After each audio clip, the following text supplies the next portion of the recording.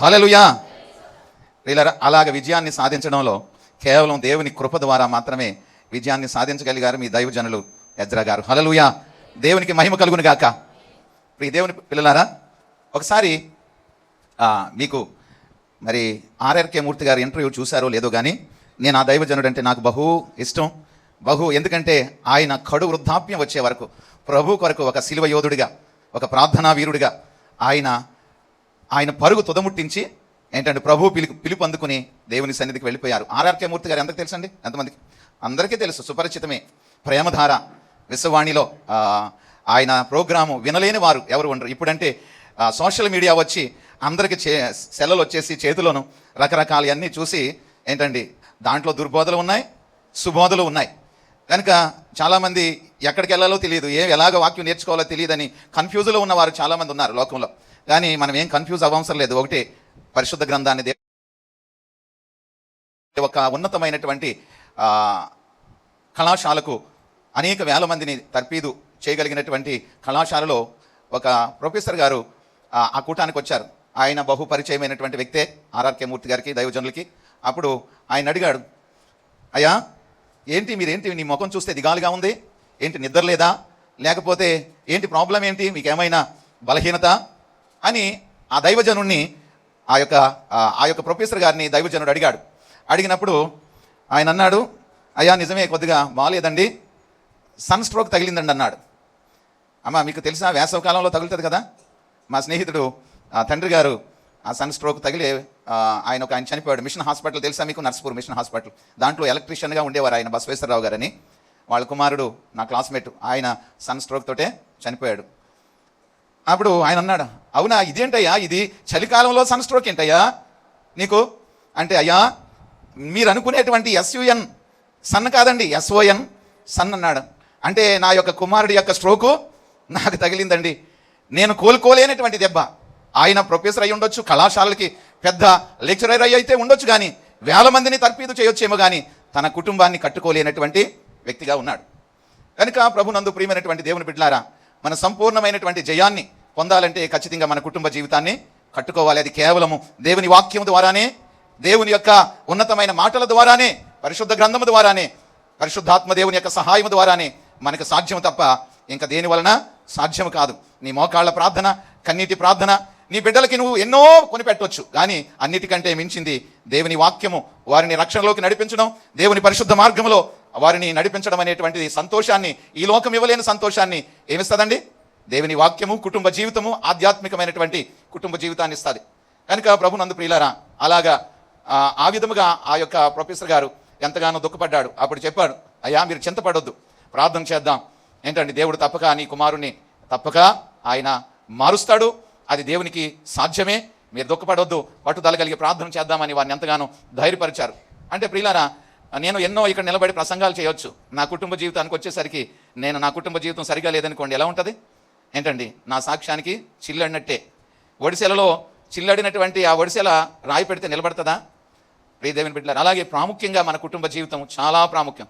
కుటుంబం కట్టబడితే సమాజం బాగుంటుంది, సమాజం బాగుంటే దేశం బాగుంటుంది, సంఘానికి క్షేమం, దేవునికి మహిమ. అలాంటి వ్యక్తుల్లో ఒకే ఒక మాట నేను చదివి నేను ముగిస్తాను, దైవజనులకి మరి సమయం ఇస్తాను. ప్రియులారా, నిర్గమాకాండము 2వ అధ్యాయము 9వ వచనాన్ని మనం చూస్తే కనుక అక్కడ ఆ మాట మనకు కనపడతా ఉంటుంది. అది చదివి నేను ముగిస్తాను.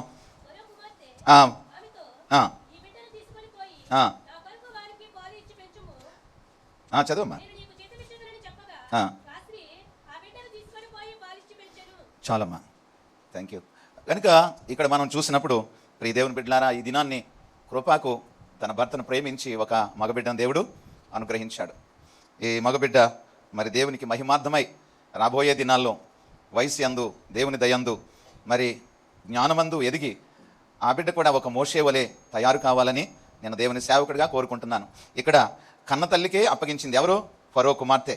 ఆ స్నాన వాటికి దగ్గర స్నానం చేస్తూ ఉన్నప్పుడు ఆ పెట్టి దొరికినప్పుడు ఆ బిడ్డని ఎలాగూ పెంచాలి అని ఆలోచించినప్పుడు మిరియాము దగ్గరికి వెళ్ళి, అమ్మ ఈ అబ్బాయిని పెంచడానికి ఒక దాదిని చూడమంటారా అని అడిగినప్పుడు తప్పక చూడాలి అన్నప్పుడు ఆ తల్లిని దగ్గరికి యొకోబేదుని తీసుకుని వచ్చినప్పుడు ఆ ఫరో కుమార్తె, రాజకుమార్తె అంటుంది, అమ్మా ఈ బిడ్డని నువ్వు పాలిచ్చి పెంచితే నీకు నేను జీతం ఇస్తాను, అంతేకాదు నువ్వు తప్పక ఆ బిడ్డను నా కొరకు మీరు పెంచాలి అన్నది.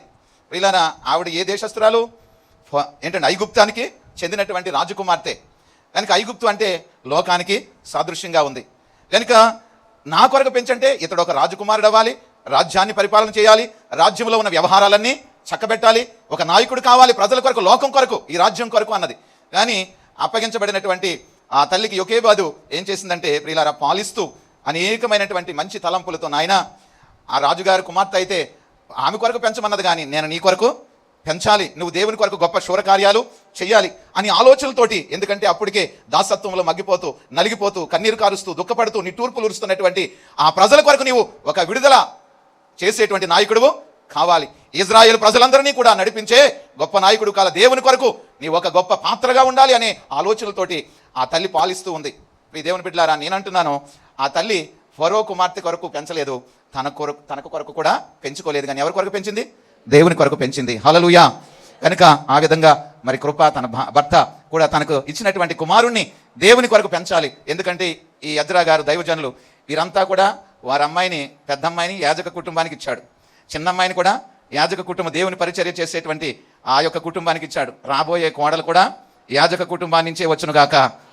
కనుక ప్రియ దేవుని బిడ్డలారా, అలాంటి ఉన్నతమైన ఈ యాజక కుటుంబంలో మోషే లేవాలి. మోషే కూడా ఏ కుటుంబానికి సంబంధించిన? లేవి కుటుంబానికి సంబంధించిన వాడు.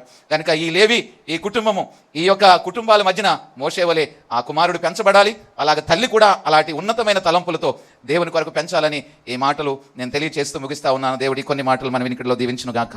ఆమేన్. మరి ఇంతవరకు చక్కటి వాక్య క్లుప్త సందేశాన్ని అందించినటువంటి దైవజనులు నెహెమ్యా గారికి వందనాలండి. మరి ఈ సమయంలో అభిషేకులైన దైవజనులు మరి దాసన్న గారికి ఈ సమయాన్ని అప్పగిస్తున్నాను.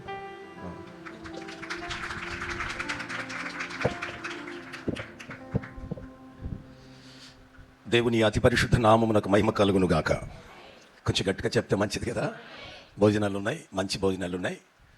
సో దానికంటే అతి ప్రాముఖ్యమైన గట్ వాక్యము కంటే మనకు అధికమైన ఆహారం మరొకటి ఉండకూడదు. ఇది క్రైస్తవ జీవితం. ప్రపంచంలో చాలా మతాలు, గ్రంథాలు, జాతులు, సమాజాలు, వర్గాలు చాలా ఉన్నాయి. మానవాళి వర్గం అనేటువంటిది చాలా ప్రాముఖ్యమైనది. అందులో క్రైస్తవ లైఫ్, క్రిస్టియన్ లైఫ్ అనేది అతి ప్రాముఖ్యమైన అంశంగా మనం గ్రహించగలగాలి. సో కనుక దైవ సన్నిధిలో దేవుని పిల్లలుగా, క్రీస్తు పిల్లలుగా కూడి వచ్చిన మీ అందరికీ శుభములు కలుగునుగాక.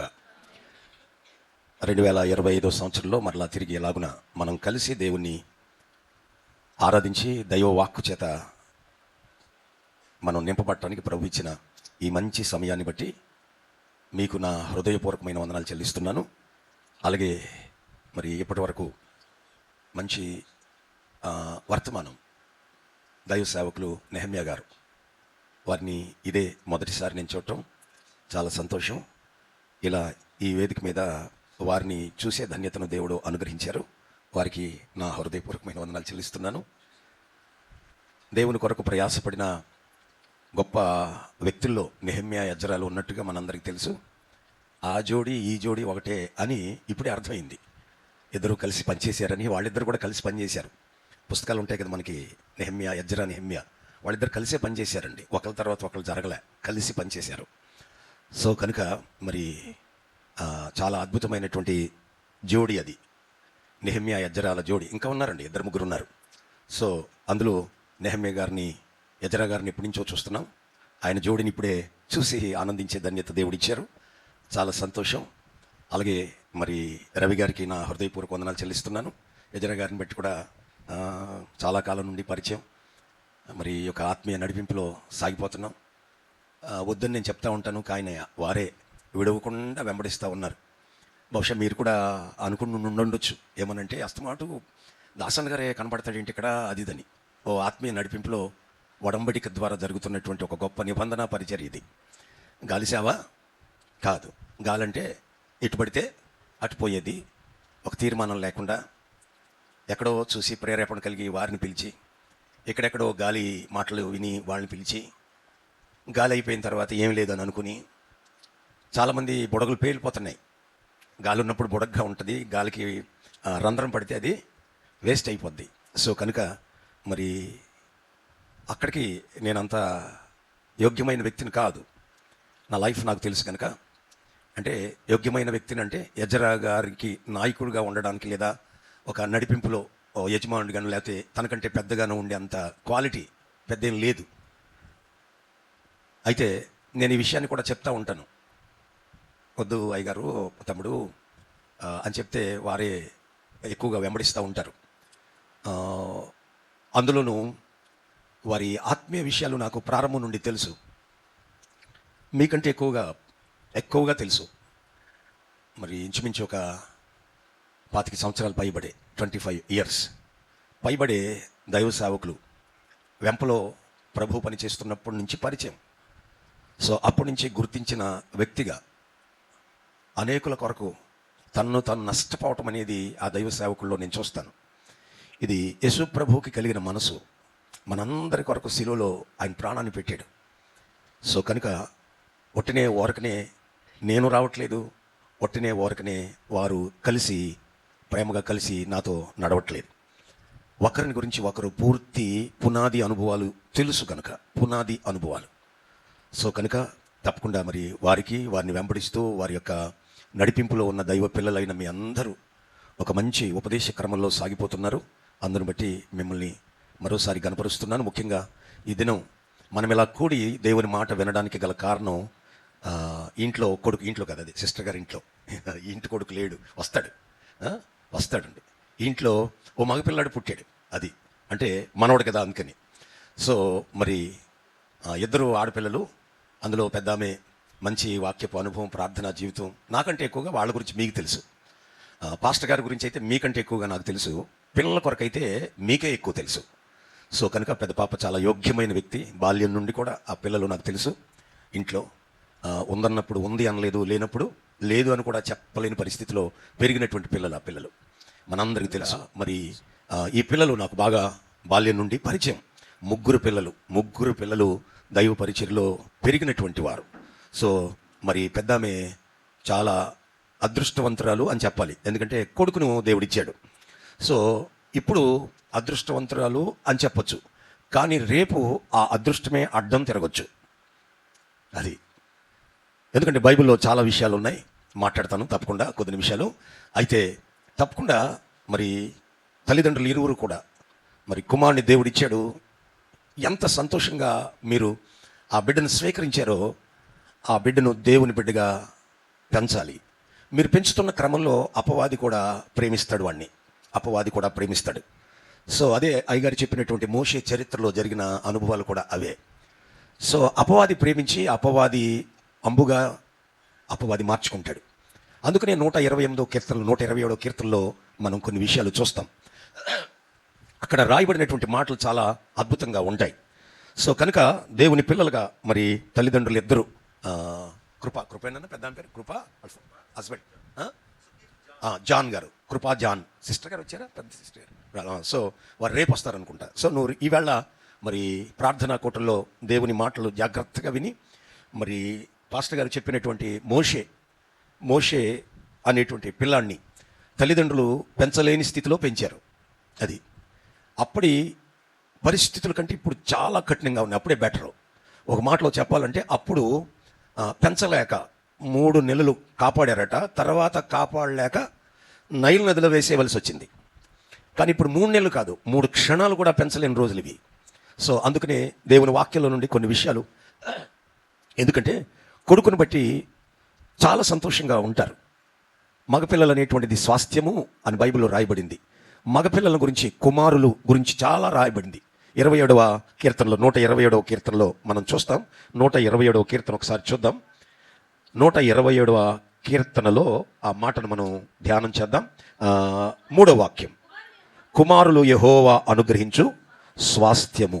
అయితే బైబిల్లో, ఇంగ్లీష్ బైబిల్ అయితే చిల్డ్రన్ అని ఉంటుంది, కుమారులు అని ఉండదు. కానీ తెలుగు వెర్షన్లో గురించి కొంచెం పిల్లలు చిల్డ్రన్, కుమారులు అన్న చోట కూడా చిల్డ్రన్ అనే రాయబడింది. కానీ తెలుగు వెర్షన్ని కొంచెం తప్పకుండా మనం కాస్తంత గనపరచాల్సినటువంటి సందర్భమే. ఎందుకు అనంటే పిల్లల్లో ఆడవారు ఉంటారు, మగవారు కూడా ఉంటారు. సో కనుక తప్పకుండా ఇక్కడ పర్టికులర్గా తెలుగు వెర్షన్లో అందుకనేమో మన పితరులు ఈ కీర్తనని, వాస్తవానికి ఈ కీర్తన అనేటువంటిది 27వ కీర్తన కనుక ఈ 120 కీర్తన నుండి 120వ కీర్తన నుండి ఇంచుమించు 20 అంటే కీర్తనల వరకు యాత్రా కీర్తనలు అంటారు. వీటిని యాత్రా కీర్తనలు అని రాయబడి ఉంటుంది. మీరు చదివితే 120 నుండి ప్రారంభమవుతాయి. 120వ కీర్తన నుండి కీర్తన ముందు హెడ్డింగ్ ఏమని ఉంటుందంటే యాత్రా కీర్తన అని ఉంటుంది. ఏంటి ఈ యాత్రా కీర్తన అనంటే, ఇశ్రాయేలు ప్రజలు స్వాస్థ్యంగా ఏర్పడిన తర్వాత, అంటే దేశంగా ఏర్పరచబడిన తర్వాత, వారు పరాయి దేశంలో, పరాయి పాలనలో, ఐగుప్తు దేశంలో, అలాగే చాలా చోట్ల మరి చెదిరి అలా బ్రతుకుతూ ఉండేవారు. దేవుడు వారిని సమకూర్చి తన పిల్లలకు ఒక శాశ్వతమైన దేశాన్ని దేవుడు ఇవ్వాలనుకున్నాడు. దేవునికి మహిమ కలుగును గాక. హల్లెలూయా. నా దేవుని బిడ్డలారా, ప్రపంచంలో శాశ్వతమైన దేశము అనేది ఉంది అనంటే ఒక్క ఇశ్రాయేలు దేశం ఒక్కటే శాశ్వత దేశం. ఎప్పటికీ మిగిలినవన్నీ కూడా ఆ దేశాలకు పరాయి దేశం. భారతదేశం మనకు కూడా పరాయి దేశమే. అసలు చరిత్రలోకి వెళ్తే చాలా విషయాలు కనబడతాయండి, చాలా విషయాలు కనబడతాయి. ఊరికే మనం ఈ భారతదేశ సిటిజన్స్ తప్ప అనే ఆ స్టాంప్ కొన్ని ఏండ్ల నుండి మనకి అలవాటు అయింది తప్ప, భారతదేశం కూడా చాలా మంది మైగ్రేషన్ పీపుల్సే. అది ఒక్క ఇశ్రాయేలు తప్ప సొంత దేశం అనేటువంటిది. అమెరికా ఉందే, అమెరికా కానీ లేదా ఇతర యూరప్ కంట్రీస్ అన్నీ కూడా ఆయా దేశాల నుంచి వెళ్ళి ప్రారంభించిన దేశాలు అవి. అది ఒక దేశం ప్రారంభమైనప్పటి నుంచి నేటి వరకు క్షేమంగా ఉండి అనేక పర్యాలు డిజాస్టర్గా మారిపోయి, డిస్క్లోజ్ అయిపోయి, మరలా తిరిగి అది కట్టబడుతూ వచ్చిన దేశం ఏదైనా ఉందంటే అది ఇశ్రాయేలు దేశం ఒక్కటే. స్తోత్రం, హల్లెలూయా.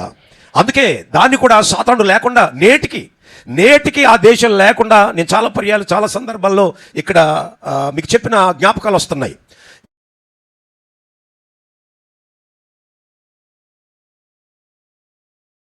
ప్రపంచ పటంలో ఇశ్రాయేల్ అనేది చాలా చిన్నది.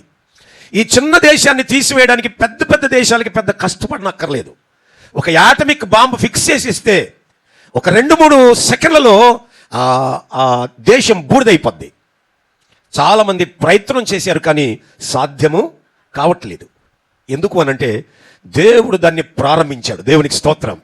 ఈ ప్రపంచ దేశం, ఈ భూమిని నిర్మించిన వాడు ఏ దేవుడైతే ఉన్నాడో ఆ దేవుడే ఈ ఇశ్రాయేలు దేశాన్ని ప్రారంభించాడు. అందుకు ఎవరి వశం?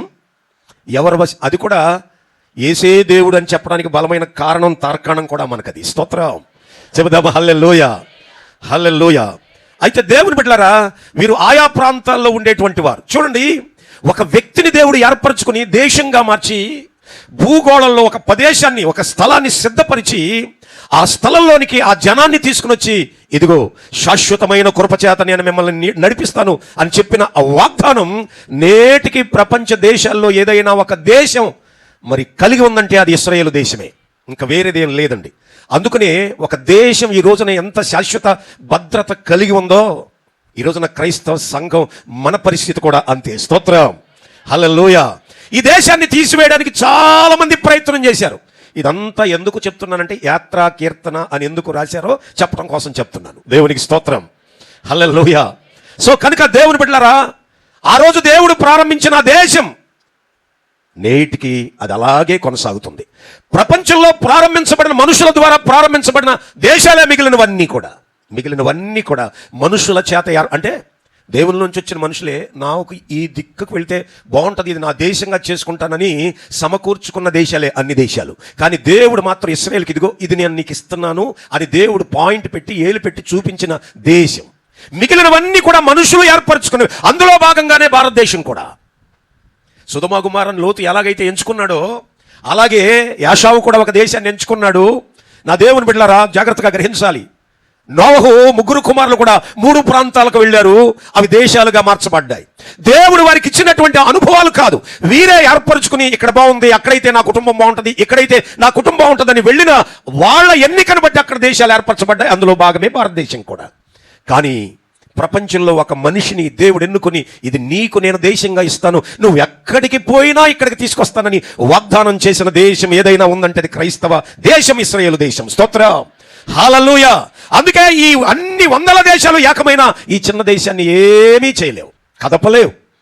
అది కారణం ఏమిటంటే దేవుడు దాన్ని ఏర్పరిచాడు గనుక. దేవుడు ఏర్పరిచిన దాన్ని ఎవరు పాడు చేయలేరు. అనేక పర్యాలు పాడు దెబ్బగా అయిపోయినాయి, మరలా తిరిగి చిగురు పడుతుందే తప్ప అది ఎండిపోలేదు. దేవునికి స్తోత్రం, హల్లెలూయా. అందుకే యెషయా ముద్దు నుండి అది మూడు బారిపోయిన అనుభవాల నుంచి మరలా చిగురు పట్టేటువంటి అనుభవాలు ఇశ్రాయేలు దేశానికి ఉన్నాయి తప్ప ఎప్పుడు అది ఎండిపోలేదు, ఏరు చచ్చిపోలేదు, కుళ్ళిపోలేదు.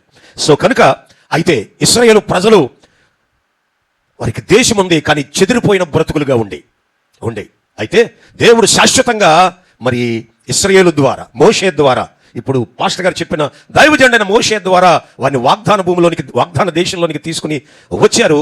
వస్తూ ఉన్న క్రమంలో వారి విడుదలకు సంబంధించి దేవుడు వారికి ఇచ్చినటువంటి స్వాస్థ్యాన్ని గురించి, దేవుని యొక్క మరి ఆజ్ఞను మూడు పండుగలు, వారు విడుదల పొందింది ఒక పండగ, వారికి దేవుడు స్వాస్థ్యాన్ని ఇచ్చిందంటే పంట పాడినిచ్చినటువంటి కోత పండగ లేదా పర్ణశాలల పండుగ అంటారు.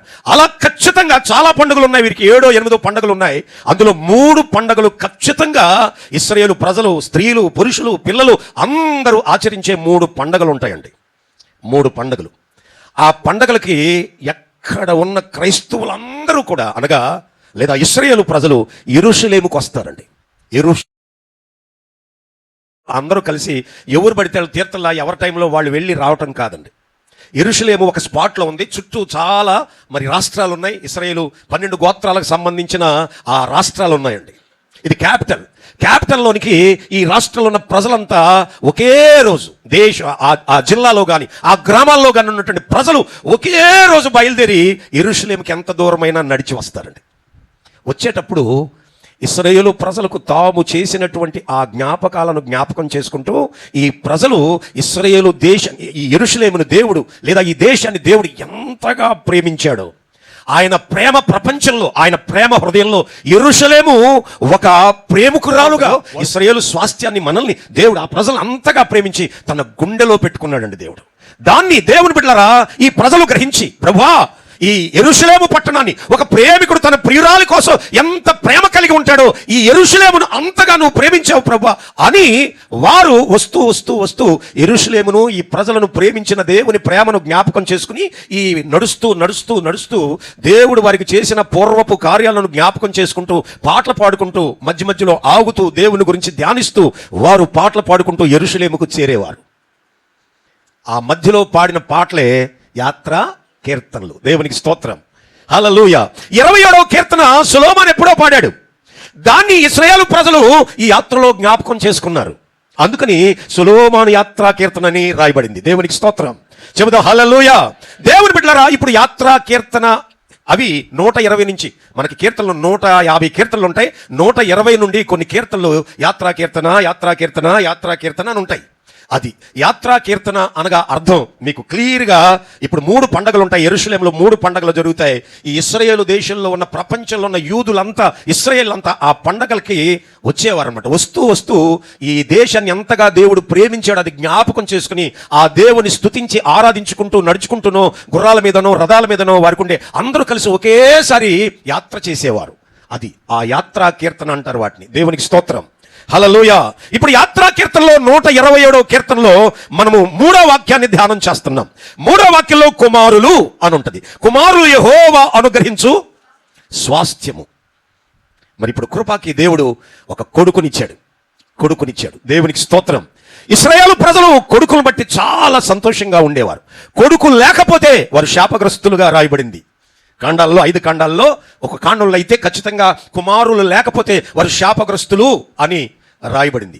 అలాగనుకుంటే నేను కూడా శాపగ్రస్తుడేమో అనను. అందుకని యేసయ్య వచ్చి మాలాంటి వాళ్ళందరినీ వాదార్చాడు అనమాట. అది ఇశ్రాయేలీలకి అందరికీ కాదు, అయినా అప్పటి ఇశ్రాయేలీలకే అలా. ఎందుకంటే ఇప్పుడు కాదు, ఇశ్రాయేలీలకు కూడా ఇప్పుడు కాదు. ఎందుకు అనంటే ఇశ్రాయేలీలకు కుమారులు లేకపోతే శాపగ్రస్తమైంది ఎందుకు అవుతుంది అని అన్నాడంటే 2 విషయాలు. మొట్టమొదటిది కుమారుడు ఆదరిస్తాడని, రెండవది కుమారుల ద్వారా దేవుని ప్రజల సంఖ్య పెరుగుద్దని. అది ఎందుకంటే ఒక వ్యక్తిని దేవుడు దేశంగా మార్చాడు కదా. అబ్రహామును దేవుడు ఎన్నుకున్నాడు. అబ్రహాము కొడుకని ఇస్సాకులో నుండి యాకోబు వచ్చాడు. సో అందుకని యాకోబుకి ఇచ్చిన ప్రాధాన్యత కుమారుల్లో ఈ పద్యంలో రాశారు అంతే. దేవునికి స్తోత్రం. అంటే కుమారుడు సంతతి వ్యాప్తికి ఉపయోగపడేటువంటి వ్యక్తి. అది కుమారుడు నీ వంశాన్ని దాన్ని కొనసాగించి విస్తరింపజేయడానికి కుమారుడు అవసరం. అందుకే ఆ ప్రాధాన్యత ఇచ్చారు. ఇప్పుడు కదండి, కొత్త నిబంధన అసలు లేదు, ఆ అనుభవం లేదు. పాత నిబంధనలు కూడా తీసాడు దేవుడు. తర్వాత ఓన్లీ ఆ ఇశ్రాయేలు ప్రజలు ఆ 5 కాండాల్లో, అంటే ఇంచుమించు ధర్మశాస్త్రపు విలువల్లో ఉన్న ఆ కాలం వరకే, అంతవరకే కుమారుల ప్రాధాన్యత. దేవునికి స్తోత్రం. ఇప్పుడు కుమారులు లేనోళ్ళు ఆడపిల్లలంతా శాపగ్రస్తులని బెంగెట్టుకోకండి. రైట్, దేవునికి స్తోత్రం. అలా ఉంటే మొదటి శాపగ్రస్తుడు నేనే అవుతాను, రెండో శాపగ్రస్తురాలు పెరిసే అవుద్ది, అంతే కదా. సో కనుక అదేం లేదు. దేవునికి స్తోత్రం. హల్లెలూయా. రవి గారు చక్కగా నవ్వుతున్నారు, ఎందుకంటే నేను శాపగ్రస్తుని కాదు, దేవుడు నాకు వారసత్వం ఇచ్చాడు. అంటే ఏలే, యాకోబుకి 12 మంది కొడుకులు. నీ దేశాన్ని నిన్నేం చేస్తాను, నేను ఒక జనముగా చేస్తాను, ఒక దేశంగా మారుస్తానని అన్నాడు కదా. అది దేశంగా మారే అంతవరకే ఆ వాగ్దానం, అది అంతే తప్ప ఎప్పుడని కాదు అర్థం దేవుని ఆలోచన. రైట్, మంచిది. కుమారుల గురించి మనం ఆలోచన చేద్దాం. దేవుని బిడ్డలారా, కుమారులు యెహోవా అనుగ్రహించు స్వాస్థ్యము. ఇప్పుడు నేను చెప్పానే అదే విషయం. ఇప్పుడు ఇశ్రాయేలు ప్రజలు జ్ఞాపకం చేసుకుని, అయ్యా కుమారుల ద్వారా నీ ఆలోచన ఎంత గొప్పది అనంటే దేశాన్ని విస్తరింపచేయడానికి కుమారులు కావాలని చెప్పావు. అది అందులో ఆ దేశ విస్తరణలో మమ్మల్ని భాగస్థులు చేశావు. దేవునికి స్తోత్రం. వాళ్ళు బయలుదేరుతూ యెరూషలేము వెళ్ళాలి కదండి. వాళ్ళది ఏదో అనుకుందాం, ఒక ఊరు అనుకుందాం. ఈ 12 గోత్రాలు ఊర్లు ఉన్నాయి కదయ్యా రవి గారు కదా. అక్కడి నుంచి ఎక్కడికి వెళ్ళాలి, పండగకి ఎక్కడికి వెళ్ళాలి? అది ఈ యెరూషలేము వెళ్ళేటప్పుడు ఈ ఊరోళ్ళంతా మేడపడిలో ఉన్నాం అనుకోండి, అందరూ కలిసి బయలుదేరేవాళ్ళు, ఒకేసారి బయలుదేరేవారు. వీళ్ళు పాటలు పాడుకుంటూ, రాత్రి పగలు పాటలు పాడుకుంటూ ఈ పాటల్లో ఈ కీర్తన పాడారనమాట. దేవునికి స్తోత్రం. పాడుతూ పాడుతూ ఏమన్నారంటే కుమారుల గురించి వారు పాడారు. కుమారులు యెహోవా ఇచ్చు స్వాస్థ్యము. దేవునికి స్తోత్రం. చెబుదా హల్లెలూయా. అంటే దాని అర్థం ఏమిటంటే, దేవా కుమారులు అనేటువంటి వాళ్ళు నువ్వు చేసిన వాగ్దానంలో మాకిచ్చి భాగస్థులు చేశావు, అంటే నీ వాగ్దానంలో మమ్మల్ని కూడా చేర్చావు. అది ఆ పాట యొక్క అర్థం. Praise the lord. అంటే ఇశ్రాయేలు ప్రజల యొక్క అభివృద్ధిలో, ఇశ్రాయేలు ప్రజల విస్తరణలో కుమారులు భాగస్థులై ఉన్నారు, అందుకు పాడారు. అంతకంటే ఎక్కువ మనం ఇప్పుడు పాడాలి. ఎందుకో తెలుసా? సంఘము యెరూషలేము, సంఘము దేవుని రాజ్యం. ఈ దేవుని రాజ్యం విస్తరించబడుట్లో నీ పిల్లల పాత్ర ఉందా? అది కదా దేవుడి ఆలోచన. ఇశ్రాయేలు ప్రజల్ని దేవుడు ప్రారంభపు మెటీరియల్గా, ప్రారంభపు పదార్థంగా దేవుడు ఒక మెటీరియల్ అనగా ఒక ఆదర్శప్రాయమైన, ఒక సూచనప్రాయమైన, ఒక ప్రయోగప్రాయమైనటువంటి మెటీరియల్గా దేవుడు వాడాడు. వారిని ఆదర్శంగా దేవుడు మనకిచ్చాడు వాళ్ళని. అందుకే ఈ రోజున ఇక్కడ చేరినటువంటి మీరు ఈ మందిరంలో మీ పక్క వారికి ఆదర్శం కావాలి, మీ తోటి వారికి ఆదర్శం కావాలి. వాళ్ళు ఏమని పాడారనంటే కుమారులు యెహోవా ఇచ్చు స్వాస్థ్యము. దేవునికి స్తోత్రం. అంటే వాళ్ళ ఆలోచన ఏంటంటే దేవా మాకు ఏ ఆధారం ఉండేది కాదు, మేము పరాయి పాలనలో ఉండేవాళ్ళం. అటువంటి మమ్మల్ని ఒక దేశంగాను, అయ్యా అన్యుల పాలనలో, పరాయి దేశంలో వారి నీరు, వారి గాలి, వారి ఆహారం, వారి బానిస బ్రతుకు మేము బ్రతికేవారు. ఆ కట్లన్నీ తెంచి, ఆ శాపమంతా తెంచి మమ్మల్ని స్వతంత్రులుగా చేసి మాకంటూ ఒక భూభాగాన్ని ఇచ్చి, నాటని తోటలు, కట్టని కోటలు మాకు అనుగ్రహించి మమ్మల్ని ఒక దేశంగా మార్చావు. ఆ దేశంగా మార్చే క్రమంలో కుమారులను ప్రభువా మీరు వాడుకున్నారు. ఆ కుమారులు మా కుమారులై ఉన్నారు. అందుకు నీకు స్తోత్రాలు ప్రభుని. వీళ్ళు ఈ దేశం విస్తరించబడిన దానిలో భాగంగా వీళ్ళని దేవుడు చేసినందుకు జ్ఞాపకం చేసుకుని వారు నడుస్తూ ఆ స్మృతులను జ్ఞాపకం చేసుకుని దేవుని ఆరాధించుకుంటూ అలయకుండా యెరూషలేము చేరిపోయేవారు. స్తోత్రం. హల్లెలూయా. అందులో కుమారుల గురించి పాడుతూ ఉండేవారు. దేవుని బిడ్డ, ఈ రోజున వారు ఎందుకు పాడారో మీకు చెప్పాను. దేవుని చిత్తంలో కుమారులు భాగమై ఉన్నారు. యెరూషలేము ఇశ్రాయేలు ప్రజలు ఈ రోజున దేవుని బిడ్డలారా బలమైన వారుగా ఉన్నారంటే ఆ రోజున కుమారుల మీద ఉన్న దేవుని ఆలోచన. అందుకే నేను మరోసారి చెప్తున్నాను, కృపకు జానికి దేవుడిచ్చినటువంటి కుమారుడు ఖచ్చితంగా దేవుని ప్రణాళికలో ఒక భాగమనే సంగతి వారిద్దరూ గుర్తించకపోతే ఈ పాట పాడలేరు, వేరే పాటలు పాడతారు. అది వేరే పాటలు పాడాల్సి వస్తుంది. బైబిల్లో వేరే పాటలు కూడా ఉన్నాయండి. దేవుని బిడ్డలారా, ఎందుకు ఈ మాట నేను చెప్తున్నాను అంటే, కుమారుల మీద దేవుని యొక్క ఆలోచన ఎంత ఉన్నతమైందో అదే మోషే తల్లిదండ్రులు గ్రహించారు. దేవునికి స్తోత్రం. గతంలో మీకు చెప్పాను మోషేని ఎలా పెంచారు. ఒకసారి జ్ఞాపకం చేసుకోండి, ఎంత అద్భుతమైనటువంటి పెంపకం. పెంచడానికి వీలు లేని దినాల్లో పెంచారు. అది కదా కన్న తల్లి కడుపు యొక్క ఆ విలువ, ఆ గర్భం యొక్క విలువ ఏమిటంటే ఖచ్చితంగా దేవుని కొరకు నీ బిడ్డను పెంచగలగాలి. దేవునికి స్తోత్రం. హల్లెలూయా. చూడండి, ఆలోచించండి, ఎంత అద్భుతమైనటువంటి సిచ్యువేషన్ ఇది. ఫారో ఒక ఆజ్ఞ ఇచ్చాడు, మనందరికి తెలిసిందే.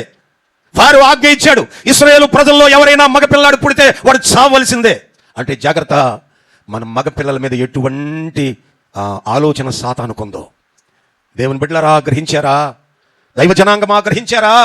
ఈ రోజున ఇక్కడ చేరిన దేవుని పిల్లలుగా దేవుని వాక్యం వినడమే కాదు, ఈ కూడిక ద్వారా ఒక సందేశాన్ని మనం నేర్చుకోవాలి. నేర్చుకోవడమే కాదు, అలాగున మనం సంచరించాలి, అలాగున మనం పెంచగలగాలి, తప్పకుండా పెంచగలగాలి. ఎస్, పెంచగలగాలి. కుమారుల విషయంలో ఖచ్చితంగా ఈ నిర్ణయం ఉండగలగాలి, లేకపోతే వేస్టే. వారు పెంచారట. ఎలా పెంచారో మీకు గతంలో చెప్పాను. కొడుకు పుట్టాడు కదా, వద్దు అనుకున్న దినాల్లో పుట్టుంటాడు. వద్దు అనుకున్న దినాల్లోనే కదా అప్పటికే చట్టం వచ్చేసింది. చట్టంతో పాటు గర్భం కూడా వచ్చింది. యాకోబేతుకి ఏమని ప్రార్థన చేస్తుంది? ఆడపిల్లలైతే బ్రతకనివ్వండి, మగపిల్లలైతే పురుట్లోనే చెప్పండి, మగపిల్లలైతే ఖచ్చితంగా చంపేయండి. ఇప్పుడు గర్భం ధరించిన తర్వాత ఈ తల్లిదండ్రులు ఏమని ప్రార్థన చేస్తారు చెప్పండి? వస్తున్నాయినా మా ఊడు పట్టుకుని ఉంటే బాగుంటుంది ప్రభువా, ఎందుకంటే ఆ ఫరోకి ఆహారం వేసేయాలి, నైల్ నదిలో ముసళ్ళకి ఆహారం వేసేయాలి, చూసి మేము వేయలేం ప్రభువా. అయ్యా నీ చిత్తమైతే ఆడపిల్ల ఆడపిల్ల ఆడపిల్ల ఆడపిల్ల అనుకున్న సమయంలో దేవుడు మగబిడ్డనిచ్చాడు. స్తోత్రం. తప్పకుండా ఆ దినాల్లో మేము లేవు అని అనుకోకు, అంతకంటే ప్రమాదకరమైన దినాల్లో ఉన్నాం. అప్పుడు చట్టాలు కనపడ్డాయి, ఇప్పుడు చట్టాలు కనపడకుండా పనిచేస్తున్నాయి. నా దేవుని బిడ్డ, కనపడేదైతే జాగ్రత్త పడతాం, కనబడింది అసలు జాగ్రత్తే పడం. అందుకని మన బాణం గుచ్చేసాడు కదా. మనకు ఒక యుద్ధం ఉందనే సంగతి తెలుసా? తీయండి ఎఫెసీ పత్రిక 6:12 చదవండి. ఏలయనగా మనము పోరాడునది శరీరులతో కాదు గాని ఆ ప్రధానులతోనూ అధికారులతోనూ ప్రస్తుత 3 సార్లు నొక్కి ఒక్కాడించానంటే గుర్తు పెట్టుకోండి. ప్రస్తుతం జరుగుతున్న యుద్ధం. చొరవగా దేవుని మందిరాల్లో, దేవుని సంఘాల్లో, దేవుని సేవకులోనికి సులువుగా ఎంటర్ అయిపోతున్నాడు అపవాది, ఇదే బాణం ద్వారా. అంతే కదా గారు? నేను తప్పు చెప్తున్నానా? ప్రజెంటే కదా గారు, ఫాస్ట్ కదా, ఫ్యూచర్ ఫాస్ట్లోనే ఉంటుంది కదా. ప్రజెంట్ ఫాస్ట్ రెండు కలిస్తేనే కదా. చూడండి, మీరు విజ్ఞులు ఓరకనే విడిచిపెట్టేయకండి, దేవుని మాటను ఓరకే విడిచిపెట్టేయకండి. ఎందుకంటే ఇక్కడ కూర్చున్న మీరు ఏ వాక్యం వినాలి, ఏ పాస్టర్ వాక్యం వినాలి, ఏ పాస్టర్ వాక్యం వినకూడదు, ఆ సెన్స్ అనేది సంపాదించారా? లేదు. రానున్న దినాల్లో ఇదే మోటివ్గా నేను బోధ చేస్తానండి. ఎందుకంటే మిమ్మల్ని కాపాడుకోవాలి. వేరే వాళ్ళు విమర్శించటం నా పని కాదు. మీకు మొన్న ఉపవాస కూటల్లో చెప్పాను, విమర్శించే వ్యక్తిని కాదని నేను. దేవుని రక్తము చేత కడగబడిన సంఘాలను కాపాడుకునే కాపలా కుక్కల వంటి వాళ్ళం మేము. మీ మీద ఊరేగడానికి కాదు మేమున్నది, మీ మీద సెలబ్రిటీల్లో ఊరేగడానికి కాదు మేమున్నది. మాకేదో బౌన్సర్స్ అక్కర్లేదు. నా దేవుని బిడ్డలారా, మీ చుట్టూ తిరిగి మిమ్మల్ని ఈ భయంకరమైన అంధకార సంబంధము లోకనాథులకు సంబంధించిన ఈ పోరాటంలో మీరు ఆహుతి కాకూడదని ప్రయాసపడేటువంటి కుక్కలం మేము, కాపలా కుక్కలం. దేవునికి స్తోత్రం. హల్లెలూయా. యోబు గారు మీకు తెలుసా? యోబు గారు మనుషుల్ని తన గొర్రెల దగ్గర పెడితే మనుషులు ఆకలేసినప్పుడల్లా, అవసరం వచ్చినప్పుడల్లా, ఈ శరీరం కోరినప్పుడల్లా మందలోంచి ఒకటి పట్టుకుని అమ్మేసి వాడు కోరికలు తీర్చుకుంటున్నాడని యోబు గారు ఏం చేయడు తెలుసా? మనుషుల కంటే కుక్కలేమలని యోబు మందల్ని కాయడానికి ఏం పెట్టాడు అనుకున్నారు చెప్పండి? కుక్కల్ని. అవునయ్య గారు, రవి గారు, వాస్తవయ్యా. దేవుని మందని అమ్ముకు తినే కాపరులు ఉన్నారు. దేవుని మందను చీల్చుకు తినేటువంటి దాని పాలు తాగుతారు. దాన్ని నా దేవుని బిడ్డలారా ఆ గొర్రెల మీద మదననాట్యం చేస్తున్నారు ఈ రోజున.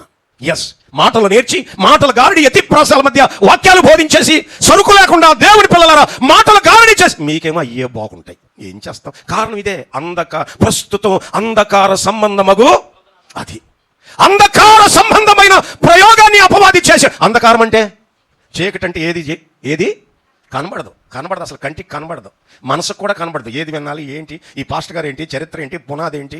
అందుకే చెప్పాను మీకు ఎజ్రా గారి గురించి చెప్పడానికి. ఆయన పునాది తెలుసు నాకు, నా పునాది ఆయనకు తెలుసు. దేవుని బిడ్డలారా జాగ్రత్తగా గ్రహించాలి. ఎందుకు ఈ మాట నేను చెప్తున్నాను అనంటే, బైబిల్ చెప్తుంది ఎఫెసీ సంఘాన్ని జాగ్రత్త చేస్తున్నాడు. ఎఫెసీ సంఘానికి సార్వత్రిక ఉత్తరంగా రాస్తున్నాడు పౌలు గారు. సంఘమా, మనకు ఒక పోరాటం ఉన్నది, ఆ పోరాటంలో నువ్వు జయాన్ని పొందాలి. మీ అందరికీ తెలుసు కదా, జయించిన వాళ్ళే కదా సింహాసనం మీద కూర్చునేది. ఏం పోరాటం ఉందని జయం పొందుతావు నువ్వు చెప్పు? పాపమా, మానేశాం కదా. ఎవడ అబద్ధం ఆడతాడు ఇప్పుడు, ఎవడే విచారం చేస్తాడు, ఎవడ దొంగతనం చేస్తాడు? మీరేమో దొంగతనం చేస్తారేంటి? చేయరుగా. సినిమాలకి ఏమైనా ఎగేసుకు వెళ్ళిపోతున్నారా? అక్కర్లేదు, నా ఏ మన ఇంటికి వచ్చేసినీగా. దేవుని పిల్లలారా ఆలోచించాలి. ఎందుకు ఈ మాట నేను చెప్తున్నానంటే, ఈ కడవరి దినాల్లో సంఘం మీదకి అపవాది వేసినటువంటి అగ్నిబాణం ఏమిటో తెలుసా? అంధకారం ఏంటో తెలియదు, వాస్తవం తెలియదు, దేన్ని గుర్తుపట్టలేం, అన్నీ ఒకటి అనుకుంటాం. చీకట్లో ఎక్కడుందో ఏముందో తెలుస్తుందా? మీకు చెప్పాను, సంసోని కళ్ళు బీకేశారు కదా. ఇప్పుడు సంసోనికి తనేదో పరేదో తెలుస్తుందా? వాళ్ళ అమ్మ ఎలా ఉంటుందో, పక్క సిస్టర్ గారు ఎలా ఉంటుందో తెలుస్తుందా? తెలీదు. ఫిలిస్తీన్లు నడిపిస్తున్నారట.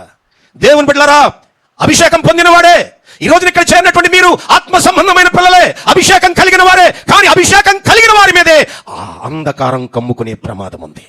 అప్పుడు ఏదైనా ఒకటి అనుకుంటాం, గొయ్యి అయినా ఫ్లాట్ అనుకుంటాం, ఫ్లాట్ అయినా గొయ్యి అనుకుంటాం. నా దేవుని బిడ్డలారా జాగ్రత్త. అందుకని ఇప్పుడు రాయబడినటువంటి మాట ఏమిటో తెలుసా? ఇక్కడ కూర్చున్న మీరు, నేను, ప్రతి ఒక్కరం అననుకూల పరిస్థితుల మధ్య, పెంచలేని పరిస్థితుల మధ్య ఈ రోజున మోషే పుట్టాడు. దేవునికి స్తోత్రం, హల్లెలూయా. మోషే పుట్టిన దినాలు చాలా భయంకర. ప్రతి తల్లి కోరుకుంటది, ఈ టైంలో నాకు కొడుకు అక్కర్లేదు అనుకునే టైంలో కొడుకు పుట్టాడు. ఎస్, కృపాజ్ఞానులు కూడా నేను చెప్తున్నాను, అంతకంటే భయంకరమైంది. అప్పుడైతే ఫరో చట్టమే ఉంది, కానీ ఇప్పుడు అంధకార చట్టం, లోకనాథులు ఏలుబడి చేస్తున్న దినాలివి. అమ్మ, నీకు ఇచ్చిన కొడుకుని నువ్వు తప్పకుండా జాగ్రత్త చూడు, జాగ్రత్త చేసుకో. అయితే కొడుకు పుట్టేశాడు, ఏం చేయాలి? అక్కడ రాయబడింది, వాడు, మీకు గతంలో చెప్పాను, సుందరుడై ఉండు. సుందరుడు అంటే ఇంగ్లీష్ బైబిల్లో హ్యాండ్సమ్ అని రాయబడింది, గుడ్లీ అని రాయబడింది. ఆ సౌందర్యం వేరండి. అంటే దేవుని కృపా మహిమలు అతని ముఖంలో కనబడుతున్నాయి. ఆ సౌందర్యం, దేవునికి స్తోత్రం, చెబుదాం హల్లెలూయా. ఇప్పుడు కృపా జాని ఇద్దరు అందంగానే ఉంటారు కనుక నేను ఇంకా చూడలేదు ఆయన్ని, ఆయన ఇంకా అందంగా ఉన్నాడు. అది కాదు, ఆనందం కాదు, గాడ్లీనెస్ అంటే దైవ ప్రత్యక్షత ఆ కొడుకులో చూచిందట. ఎవరు? తల్లిదండ్రులు. నా దేవుని బిడ్డలారా, మోషే తల్లిదండ్రులు చదవండి. యోకేబెత్ తల్లి, వాళ్ళిద్దరూ చూశారు, ఓ వీడిని ఎలాగైనా పెంచాలి, వీడిని ఎలాగైనా కాపాడుకోవాలి. నా దేవుని బిడ్డలారా, ఈ రోజున ఇక్కడ చేరినటువంటి మీరు, నేను, ప్రతి ఒక్కరం మన పిల్లల్లో దేవుని చిత్తాన్ని చూడగలిగే తల్లిదండ్రులు ఉన్నారా? పిల్లలు గొప్పవారు కావాలని ఆశ ఉంటుంది తప్ప, పిల్లలు ఘనులు కావాలని కోరుకుంటుంది తప్ప. అక్కడ రాయబడింది, వాడు సౌందర్యవంతుడై ఉండుట చూచి. అంటే రక్తపు ఆ ముద్దగా పుట్టినటువంటి పిల్లల్లో సౌందర్యం కనపడుతుందా? చెప్పండి. అందరూ ఒకలాగానే ఉంటారు. పుట్టినప్పుడు పసికందులు ఎలా ఉంటారు కదా, పుట్టిన వెంటనే మా మనవలు తీసుకొచ్చి నా చేతులు పెట్టారు, అందరూ ఒకలానే ఉన్నారు. అందరూ ఒకలానే, నాలుగేమో గులాబీ రంగులో ఉంది, అదే పెదాలేమో అదులా ఉన్నాయి, కళ్ళేమో తెరవక, అందరూ ఒకలానే ఉంటారు. మరి ఇంకా సౌందర్యం చూడటం ఏంటి? కాదు, ఆ సౌందర్యానికి అర్థం అది కాదని ఇంగ్లీష్ బైబిల్లో గుడ్లీనెస్ అని రాయబడింది. అంటే దేవుని కృపా మహిమలు అతనిలో కనపడ్డాయట. స్తోత్రం, హల్లెలూయా. నా దేవుని బిడ్డలారా, ఎప్పుడైతే ఆ బిడ్డలో ఆ కృపను చూశారో వెంటనే వీడిని పెంచాలి అనుకుని పెంచటం మొదలు పెట్టారు. 3 నెలలు దాచారట. 3 నెలలు. ఎన్ని నెలలు? 3 నెలలు. 3 నెలలు అయినా ఎలా దాచి ఉంటారో గతంలో మీకు చెప్పాను కదా, ఎలా దాచి ఉంటారు కదా. ఆలోచించండి, మగపిల్లల్ని అసలు ఎలా దాచారు? చుట్టుపక్కల వాళ్ళకి తెలుస్తుందిగా, చుట్టుపక్కల బ్రదర్స్, సిస్టర్స్, ఇంటి ఇరుగు పొరుగు వారు, బంధువులు. మోషే పనికి వెళ్తూ ఉంటాడుగా, ఇటకల పనికి వెళ్తున్నాడుగా. మోషే తండ్రి అమరాము, రే అమరామ్, ఏంటి రాత్రి మీ ఆవిడ డెలివరీ అయిందంట కదా అంటే ఏమంటాడు చెప్పండి? ఆలోచించాలి దేవుని బిడ్డలారా. అంతేకాదు, మోషే కంటే పెద్దోళ్ళు ఇద్దరు ఉన్నారు. ఎవరు? అహరోను, మిర్యాము పెద్దది, తర్వాత ఇద్దరు పుట్టారు. మిర్యాము చిన్నపిల్ల, అహరోను చిన్నపిల్లవాడు. నా దేవుని బిడ్డలారా, 4 తప్పితే 5, 10 సంవత్సరాల లోపుళ్ళు. చాక్లెట్ పెడితే చాలు చెప్పేస్తారే, చిన్నపిల్లల దగ్గర అస్సలాగదే. దాచారు. నా దేవుని బిడ్డలారా, దాయడానికి కారణం తల్లిదండ్రులు పుట్టిన బిడ్డను కాపాడటం కోసం వాళ్ళు తర్ఫీదయ్యారు. 2 బిడ్డలను కూడా తర్ఫీద్ చేశారు, ట్రైనప్ చేశారు. చూడండి, మోషే దాయబడాలి అనంటే, మోషే గొప్పవాడు కావాలనంటే ఇంటి వ్యవస్థ ఎంత పటిష్టంగా ఉండాలో ఆలోచించండి. అందుకనే మన పిల్లలు పెద్దోళ్ళు అయిపోయారు కనుక ఇప్పుడు జానీ అండ్ కృపాకు చెప్తున్నాను, అమ్మ, నీవు, నీ కూతురు, నీ భర్త,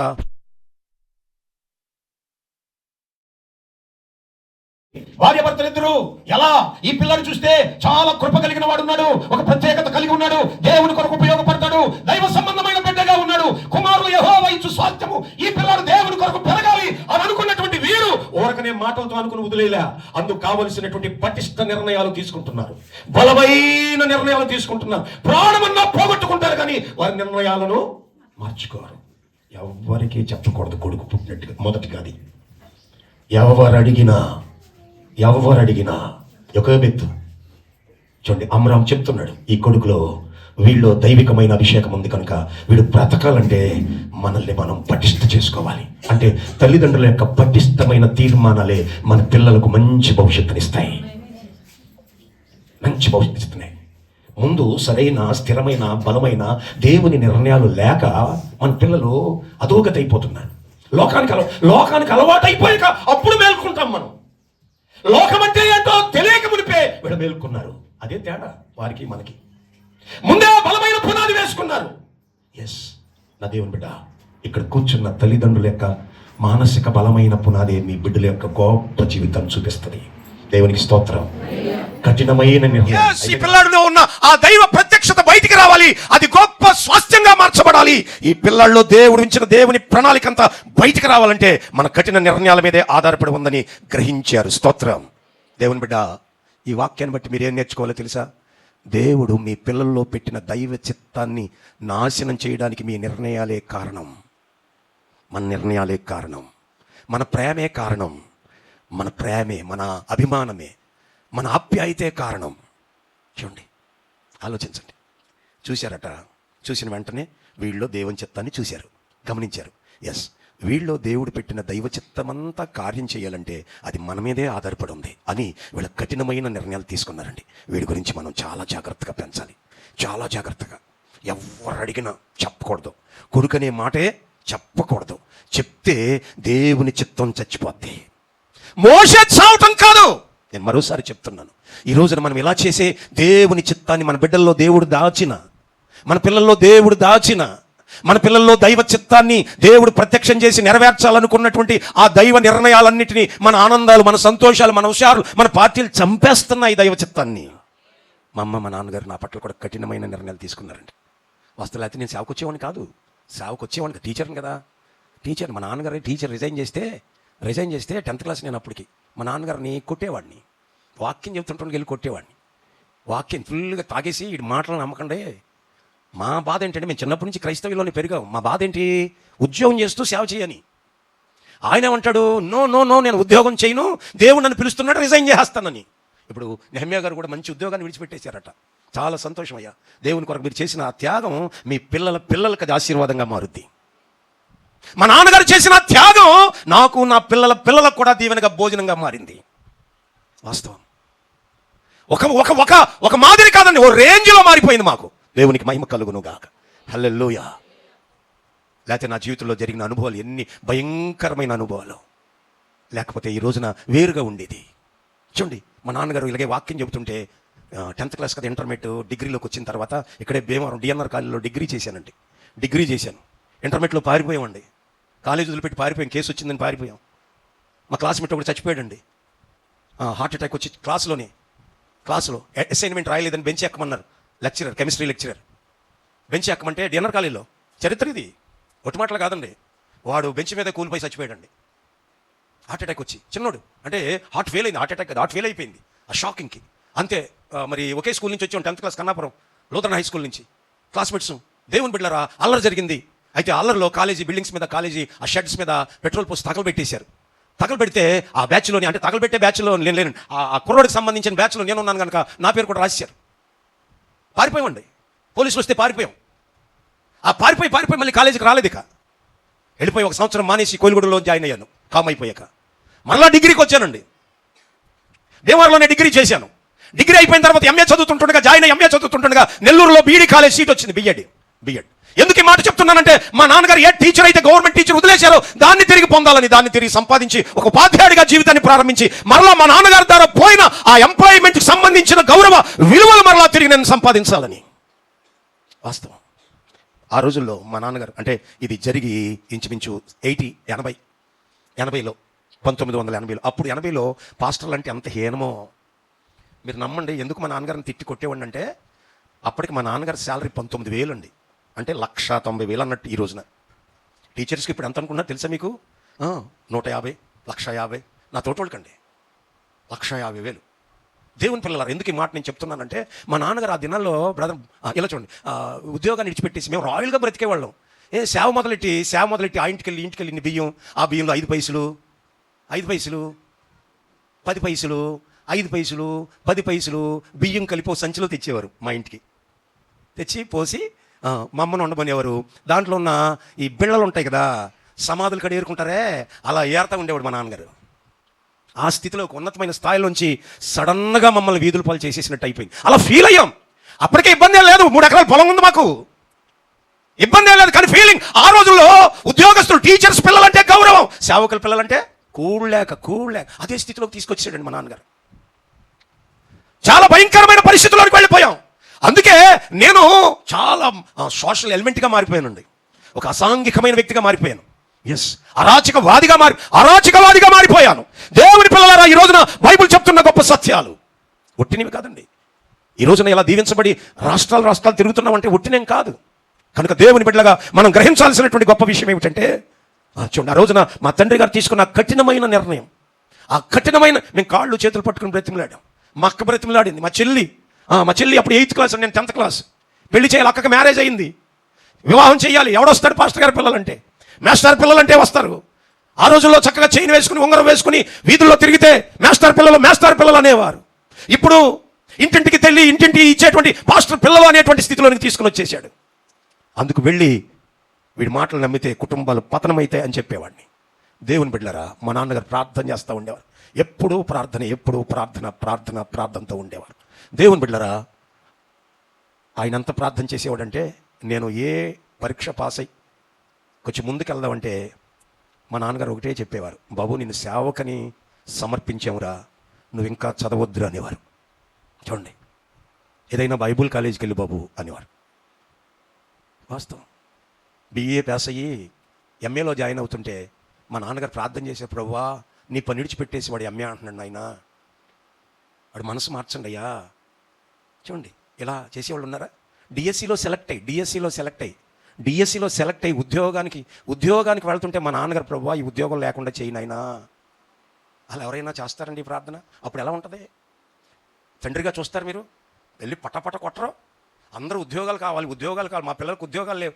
నా దేవుని బిడ్డలారా, అటువంటి కఠినమైన నిర్ణయం ఆ రోజుల్లో తల్లిదండ్రులు చేశారు. కనుకనే ఈ రోజున దేవుడు గొప్ప దీవెనతో నింపాడు. స్తోత్రం, హల్లెలూయా. నా దేవుని బిడ్డలారా, జాగ్రత్తగా గ్రహించాలి. అందుకే ఈ మాట నేను చెప్తాను. నిజంగానే తణుకులో జాయిన్ అయ్యానండి. 1.5 2 చేశాను అయ్యారు, అంతే. ఉద్యోగం చేయలేదండి. ఉద్యోగాన్ని విడిచిపెట్టి పారిపోయే పరిస్థితులకు వచ్చి ఇది డిఎస్సిలో సెలెక్ట్ అయ్యి, వాస్తవం అండి, మానసికమైన రోగం వచ్చేసింది. మెంటల్ ఎఫెక్ట్ వచ్చేసిందండి.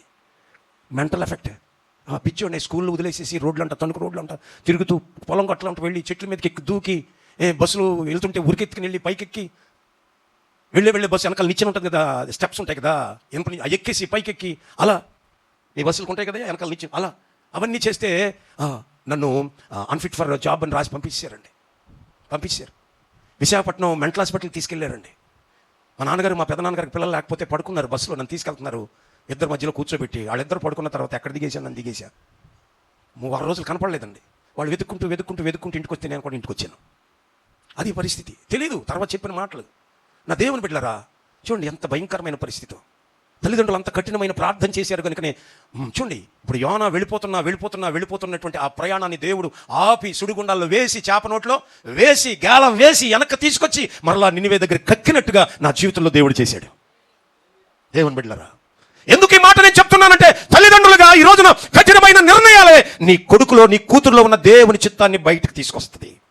మై డియర్ బ్రదర్స్, మీకు పిల్లల్ని ఇచ్చాడు దేవుడు, నాకు ఇచ్చాడు, అందరికి ఇచ్చాడు. మన పిల్లల్లో దేవుని చిత్తం ఉంది. చూడండి, అదే చూశారట, సౌందర్యవంతుడై ఉండుట చూచి. అది భౌతికమైంది కాదు, దేవుని ప్రణాళిక సౌందర్యం, అది దేవుని చిత్త సౌందర్యం. అది ఇక్కడ కూర్చున్న మనందరి పిల్లల్లో కూడా దేవుని చిత్తం ఉంది. అదే కృపా జానీలు. చూడండి, నీ కొడుకులో ఉన్న దేవుని చిత్తాన్ని చూడు. రోజు చూడకపోతే ఆ కొడుకు వేస్తే. నేను ఇలాగే కఠినంగా మాట్లాడతాను. ఎస్, మన పిల్లల్లో దేవుని చిత్తాన్ని చూడకపోతే, మా తండ్రి గారు చూశారు. ఖచ్చితంగా మన పిల్లల్లో దైవ ప్రణాళిక ఉంది. అది గమనించే తండ్రిగా, తల్లిగా మనం ఉండాలి. స్తోత్రం. ఎందుకంటే ఆ పిల్లలు పెద్దోళ్ళైన తర్వాత చెప్తే ఎక్కదు. ఆ పిల్లలు పెద్దోళ్ళై లోకం తెలియక మునిపే దైవ చిత్తం వారికి అర్థం కావాలి. మా నాన్నగారు చిన్నప్పటి నుంచి నువ్వు సేవ చేయాలి అంటే అలా తెలియదు. మనకేం తెలుస్తుంది? నువ్వు సేవ చేయాలని వాడు చిన్నప్పటి నుంచి అసలు సేవ అంటే ఏంటో తెలియదు కదా, చదువు అంటేనే తెలియదు. చూడండి, అందుకని ఏం పేరు పెట్టారు నాకు? నా పేరు దాసన్న కదండి, యేసుదాసు. చిన్నప్పుడు పెట్టిన పేరు యేసుదాసు. యేసుకు దాసుడు కావాలి, పాస్టర్ కావాలి. వీడు పుట్టక మునిపే పెట్టేశారు. పుట్టక మునుపు మా అక్కకి నాకు 6 సంవత్సరాలు గ్యాప్ అండి. 6 ఏండ్లు. ఈ 6 ఏండ్లు చేసిన ప్రార్థన, మా నాన్నగారు చేసిన ప్రార్థన చెప్పేవారు. బాబు 6 ఏళ్లలో మేము చేసిన, మీ అమ్మ నేను చేసిన ప్రార్థన ఏంటంటే, దేవా ఒక సేవకుని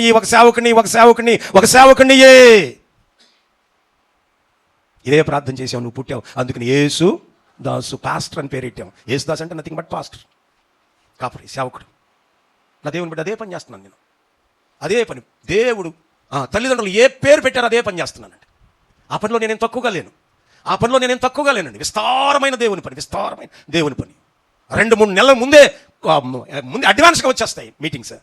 2 రాష్ట్రాల్లో దాసన్న అనేవాడు తెలియని వాళ్ళు లేరు.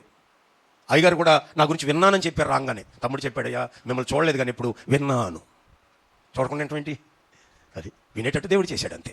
దేవుని బిడ్డలారా, ఎందుకు ఈ మాట నేను చెప్తున్నానంటే, ఖచ్చితంగా కుమారులు యెహోవా ఇచ్చు, అది అంటే నీ కొడుకులో దేవుని చిత్తం ఉంది అని అర్థం, నీ కూతురులో దేవుని ఆలోచనలు ఉన్నాయని అర్థం. అది నువ్వేదో ఆనందించి సంతోషించడానికి మన కూతురు నీ కొడుకుని దేవుడు ఇవ్వలేదు. దేవుని బిడ్డలారా, మన పిల్లలు దేవుని పిల్లలు, దేవునికి స్తోత్రం. మన పిల్లలు దేవుడి యెహోవా ఇచ్చు కదా, పిల్లలు కదా, రాయబడింది కదా, బహుమతి, బహుమానం, స్వాస్థ్యం దేవుడిచ్చేది, దేవుంది. మరి దేవునికి పెంచుతున్నావా? దేవుని ప్రణాళికలు ఏమున్నాయో గమనించామా? దేవుని ఆలోచనలు ఏమున్నాయో గమనించామా? మనకివ్వబడినటువంటి బిడ్డల్లో దేవుని ఆలోచనలు ఉన్నాయనేటువంటి అసలు గమనించాలి అనే తలంపు ఉందా? అందుకే పోయినసారి మోషే గురించి చెప్పినప్పుడు మీకు మందిరంలో గుర్తుందో లేదో, ఎలాంటి ఆలోచనలు ఉంటేనే బిడ్డలను కనడానికి కూడా చెప్పేశా. లేకొద్దు, అనవసరం, వేస్ట్.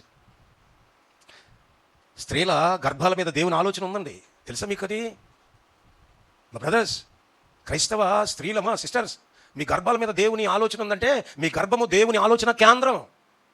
మీరు ఏదో అనుకుంటున్నారు. ఇర్మియా విషయంలో చెప్పాను కదా, ఇర్మియా బాలుడై భయపడిపోతున్నాడట. దేవుని వాక్కు ప్రత్యక్షమై మొదటి అధ్యాయంలో ఏం మాట్లాడుతున్నాడు దేవుడు? ఇర్మియా, నువ్వు భయపడకు, తల్లి గర్భములో ఉన్నప్పుడే నిన్ను నేను ఏర్పరచుకున్నాను, ప్రతిష్ఠించాను. అంటే ఇప్పుడు గర్భంలో పడక మునిపే చూడండి, గర్భములో నేను నిన్ను రూపింపక మునిపే నిన్ను ఎరిగితిని, నువ్వు గర్భము నుండి బయలుపడక మునిపే. గట్టిగా చెప్పండి మాట. ఎక్కడ అంటే మరి ఇప్పుడు గర్భంలోనికి ఇర్మియా వచ్చాడా, కొడుకు వచ్చాడా, ప్రతిష్ఠ వచ్చిందా? మరి 2 వచ్చినాయిగా. మీ గర్భంలోనికి కొడుకో కూతురు వస్తున్నాడు అని అనుకోకండి, దేవుని చిత్తం కూడా వస్తుంది. అందుకే క్రైస్తవ్యం ఈ రోజున ఇలాగున మారిపోయింది. క్రైస్తవ్యం ఎక్కడో ఉండవలసినటువంటి క్రైస్తవ్యం, మన పిల్లలు, మన కుటుంబాలు ఈ రోజున భవిష్యత్తు లేకుండా అల్లాడిపోయే తల్లిదండ్రులు ఉన్నారంటే కారణం ఇదే. మనం పిల్లల్నే చూస్తాం కానీ గర్భములో రూపింపక మునిపే నిన్ను నేను నీ గర్భం మీదే దేవుని ఆలోచన ఉందనే సంగతి తెలిసిందాలో. స్త్రీ ఎంత గొప్ప ఆలోచన కలిగిన వ్యక్తి. నరుడు ఒంటరిగా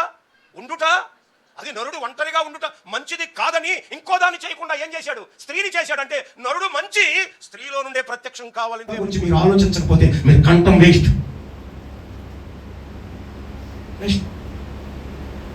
పిల్లలు పెళ్ళయి 1 సంవత్సరం అయితే లేట్ అయితే చాలండి, ఫాస్ట్ గా నిద్ర వచ్చు. అయ్యా ఇంకా పిల్లకి, ఏంటంట దేవుని చిత్రానికి ఎందుకంటే ఓ పిల్ల పుట్టిన వెంటనే ఆ బిడ్డలో దేవుని ప్రణాళిక ఉంది అనే సంగతి గ్రహించలేని తల్లి ఎందుకు, తండ్రి ఎందుకు, వాళ్ళకి పిల్లలు ఎందుకు?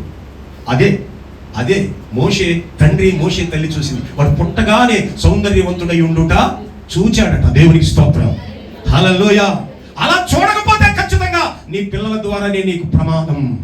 అది ఎందుకు ఈ మాట నేను చెప్తున్నాను అంటే, వాడు సౌందర్యవంతుడై ఉండుట, చెప్పండి ఎప్పుడు చూశారు? పుట్టగానే దాని అర్థం ఏంటంటే దేవుని చిత్తం వాళ్ళు చూశారు. స్తోత్రం, హల్లెలూయా. అది దేవుని చిత్తాన్ని మనం చూసే తల్లిదండ్రులుగా ఉండి అప్పుడే నిర్ణయం తీసుకోవాలి. ఎస్, పెంచుదాం, కాపాడదాం, దాద్దాం. ఎన్ని నెలలు దాశారట? 3 నెలలే దాశారు. 3 నెలల తర్వాత వాళ్ళ వల్ల కాలేదు. దేవునికి మహిమ కలుగును గాక, హల్లెలూయా. 3 నెలల తర్వాత వీళ్ళ వల్ల కాలేదు, దేవుని చిత్తం మాత్రం వాళ్ళు ఉంది. ఇప్పుడు దేవుడు దాయటం మొదలెట్టాడు. నా దేవుని బిడ్డలారా, ఎప్పుడైతే దేవుడు దాయటం మొదలు పెట్టారో, ఈ కఠినమైనటువంటి నిర్ణయం ఏ ఇంట్లో అయితే వచ్చిందో ఆ ఇంటికే దేవుడు పంపించాడు. అక్కడే పంపించి, ఇందాక అయ్యగారు చదివించారు కదా, ఈ ప్రపంచ చరిత్రలో ఏ తల్లికి లేని గౌరవం కదా, ఏ తల్లికి లేని ఆ గౌరవ పురస్కారం మోషే ద్వారా చిన్నప్పుడే 3 నెలల్లోనే మోషే తన తల్లికి ఉపయోగపడుతున్నాడు. 3 నెలల్లో ఆ ఫరో కుమార్తె తల్లిని పిలిపించి, ఏముంది అమ్మా, వీడిని నా కొరకు పాలిచ్చి పెంచు, నువ్వు ఊరకనే పెంచక్కర్లేదు, జీతం ఇస్తాను. చెప్పలు పెడదామా గట్టిగా, హల్లెలూయా. మోషే 3 నెలల్లోనే తల్లికి ఉపయోగపడటం ప్రారంభించాడు. 3 నెలల్లోనే కారణం అయ్యా చూడండి, ఆ రోజుల్లో భోజనాలు కూడా లేవు వాళ్ళకి. మరో కఠినమైన భోజనం, జీతం వచ్చిందండి. చూడండి 3 నెలలు అసలు కన్యావో తెలియదు, ఏంటో తెలియదు. 3 నెలల్లో పాలించినందుకు జీతం అట. అందుకే నీ పెంపకానికి దేవుడు జీతం ఇస్తాడు సిస్టర్. నువ్వు తీసుకునే తీర్మానాలు నీ పిల్లల కోసం జీతం ఇస్తాడు ఖచ్చితంగా దేవుడు. మోషేకి ఇచ్చాడు దేవుడు. లేదా ఇదిగో రాత్రి చెప్పిన ఆ జీతం వస్తుంది, ఈపు మీద జీతం వస్తుంది. ఇంట్లో జీతం రాదండి, ఈపు మీదకి జీతాలు వస్తాయి. కనుక దేవుని పిల్లలారా, ఇది ఒకవేళ వినడానికి సరదాగా ఉండొచ్చు, కానీ జాగ్రత్త తీసుకోండి. తల్లి కష్టపడి పెంచుతారే, పెద్ద అయిన తర్వాత కనీసం గౌరవం. మా నాన్నగారు నన్ను ఎత్తుకుని, మా నాన్నగారు వృద్ధాప్యంలో 7 సంవత్సరాలు ఉన్నారు. మా నాన్నగారి పేరు కూడా ఇసాకి చెప్పాను కదా, ఐజాక్. మా నాన్నగారి పేరు ఐజాక్. 7 ఏళ్ళు మంచం మీద ఉన్నారండి. 7 సంవత్సరాలు నేను స్నానం, మా అక్క, మా చెల్లి, నేను. చివరిలో 2 ఏళ్ళు మా అక్క ఎక్కువ చూసింది. నా తమ్ముడు తిరుగుతాడు, భార్య లేదు, ఇంటికాడ ఎవరు లేరు, మా అక్క తీసుకెళ్ళిందండి. ఎస్, మామూలు సమయంలో నా దగ్గరే ఉండేవారు, నన్ను చూడకపోతే ఉండేవారు కాదు. చివరిలో ఆయనకి ఈ పసిపిల్లాడి మైండ్ మొత్తం మర్చిపోయాడు. ఆయన చిన్నప్పుడు విషయాలు చెప్తా ఉండేవాడు. ఆ చిన్నప్పుడు స్నేహితులను పిలుస్తూ ఉండేవాడు. ఆయనకి ఏది గుర్తులేదు, ఒక యేసు ప్రభు తప్ప. రెండోది నేనే. మా అక్క వస్తే నేను ఎవరినంటే వాళ్ళ అమ్మ పేరు ఎవరి పేరో చెప్పేవాడు. నన్ను చూపించి ఎవరంటే నా కొడుకు అనేవాడు. ఇది ఒక్కటే, యేసు దాసు తప్ప ఇంకేం గుర్తులేదండి. యేసు దాసు ఇంకే బాల్య స్థితిలోకి, అదే ఇన్ఫెంట్ స్టేజ్ అంటారు కదా, ఆ బాల్య స్థితిలోకి వెళ్ళిపోయారు అనమాట. మా నాన్నగారు బాగా బక్కగా అయిపోయారు, నడలేకపోయేవారు. దేవుని బిడ్డలారా, కంటి చూపు తగ్గలేదు, ఎప్పుడు బైబిల్ చదువుతూ ఉండేవారు.